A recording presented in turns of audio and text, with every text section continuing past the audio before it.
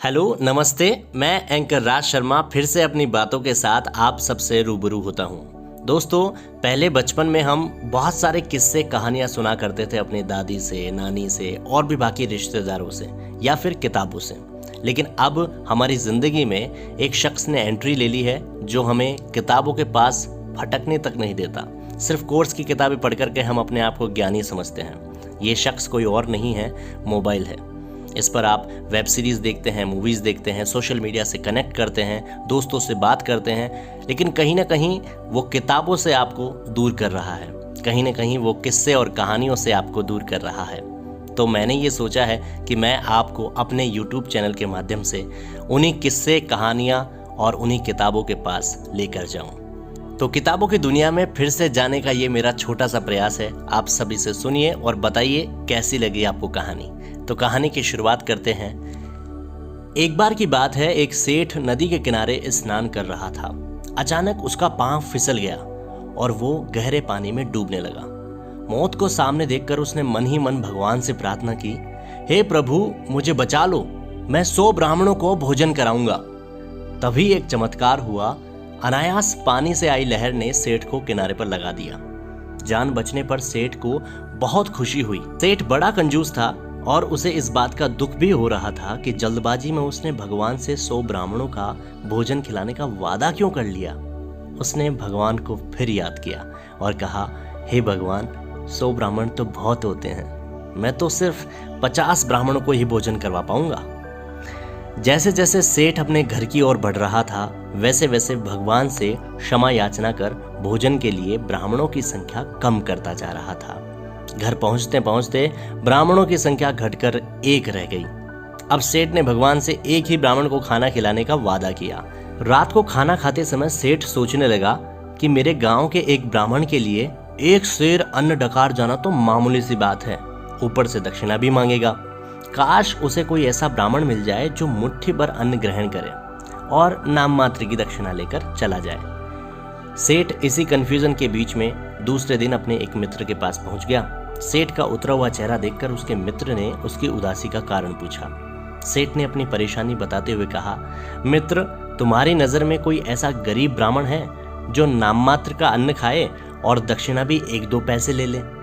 सेठ की बात सुनकर उसके मित्र ने कहा, दोस्त, अपने गांव में ऐसा कोई हो ये तो याद नहीं है, लेकिन हाँ, फिर भी मैं खोजने की कोशिश करता हूँ। जब सेठ और उसका मित्र आपस में बातचीत कर रहे थे तो वहां पर एक ब्राह्मण खड़ा उनकी बातें ध्यानपूर्वक सुन रहा था। उसने सेठ को सबक सिखाने की सोची। वो सेठ के घर के रास्ते में एक वृक्ष के नीचे बैठकर सेठ के आने की प्रतीक्षा करने लगा। जैसे ही सेठ वहां से गुजरा, वो जोर जोर से चिल्लाने लगा। उसके चिल्लाने की आवाज सुनकर सेठ ठिठक गया। तुम क्यों चिल्ला रहे हो? तुम्हें क्यों कष्ट है? सेठ ने उस ब्राह्मण से पूछा। क्या बताऊं, मैं एक गरीब ब्राह्मण हूं, हर समय बीमार रहता हूं, मुझे भूख नहीं लगती। एक जजमान ने भोज पर बुलाया था, मेरे बार बार इनकार करने पर भी जजमान ने मुझे 4 मुट्ठी अन्न खिला दिया। बस तब से पेट दर्द से बुरा हाल है। उसने मेरे आगे खूब सारी दक्षिणा भी रखी, पर पैसों का मैं लालच नहीं करता, दक्षिणा वहीं छोड़ करके आ गया। ब्राह्मण ने अभिनय करते हुए ये सब बात बोली। ब्राह्मण की बातें सुनकर सेठ मन ही मन प्रसन्न हो उठा। उसे तो ऐसे ही ब्राह्मण की तलाश थी।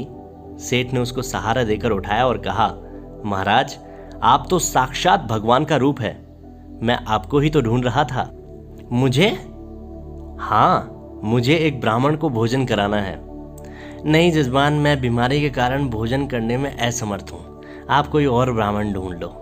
सेठ ने ब्राह्मण के पांव पकड़ लिए और गिड़गिड़ाते हुए कहा, मुझे निराश मत करिए महाराज, ये शुभ कार्य आपके द्वारा ही हो पाएगा।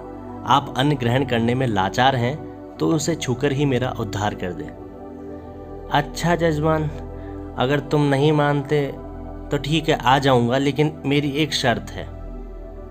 कहिए महाराज, क्या शर्त है आपकी? मैं और ब्राह्मणों से थोड़ा सा अलग हूँ, 1 मुट्ठी चावल श्रद्धा के रूप में जरूर ले लूंगा। दक्षिणा का भी मुझे कोई लोभ नहीं है, बस नाम मात्र लूंगा। यदि मुझे अधिक खिलाने और दक्षिणा देने की कोशिश की तो मैं वहां से चला जाऊंगा। ऐसा कहकर ब्राह्मण ने अपनी शर्त रख दी। सेठ ब्राह्मण की बात मानते हुए बोला, आप जैसा चाहेंगे ना महाराज, वैसा ही होगा। मैं दिन के समय दुकान पर रहूँगा, मेरी पत्नी आपकी आज्ञा का पालन कर देगी। ठीक है, मैं परसों भोजन करने आ जाऊँगा। मेरी शर्तें अपनी पत्नी को अच्छी तरह से समझा देना। ऐसा करते हुए ब्राह्मण वहाँ से चला गया। 2 दिन बाद ब्राह्मण सेठ के घर पहुँचा। सेठानी ने ब्राह्मण का स्वागत किया। ब्राह्मण ने सेठानी जी से आते ही कहा, सेठ जी ने मेरे बारे में आपको पहले ही बता दिया होगा। जी महाराज, 1 कटोरी खीर बनाओ, उसे मैं यहीं खाऊंगा, दक्षिणा बाद में मांग लूंगा। ऐसा ब्राह्मण ने सेठानी जी को कहा। सेठानी जी बोली, जो आज्ञा महाराज। और वो खीर बनाकर कटोरी ब्राह्मण के आगे रख दी। अब खीर खाने के बाद ब्राह्मण ने कहा, अब दक्षिणा भी दे दो। महाराज बताइए क्या चाहिए आपको दक्षिणा में। तो ब्राह्मण ने कहा, 5 सेर देसी घी, 10-10 सेर सभी दालें, 1 बोरी खांड और 500 रुपए।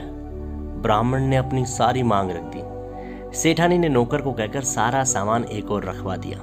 ब्राह्मण ने घोड़े वाले को बुलाया, उस पर सारा सामान लादा, सेठानी को आशीर्वाद दिया और अपने घर की राह ले ली। रात के समय जब सेठ थका हारा घर पहुंचा तो उसने पत्नी से पूछा, ब्राह्मण देवता आए थे, उनको भोजन तो अच्छे से करा दिया ना।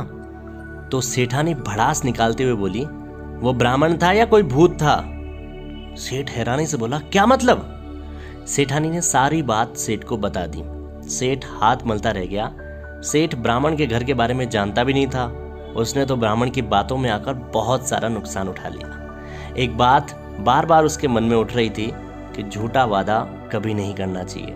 उसे लगा भगवान ने आकर ही उसे सबक सिखाया है। तो इस कहानी से हमें शिक्षा मिलती है कि हमें कभी भी किसी से झूठा वादा नहीं करना चाहिए, फिर चाहे वो भगवान हो या इंसान। कमेंट बॉक्स में कमेंट करके बताइए कि ये कहानी आपको कैसी लगी, और अगर आपके पास भी कोई कहानी, कोई किस्सा, कोई कविता है तो वो आप मुझे भेज दीजिए।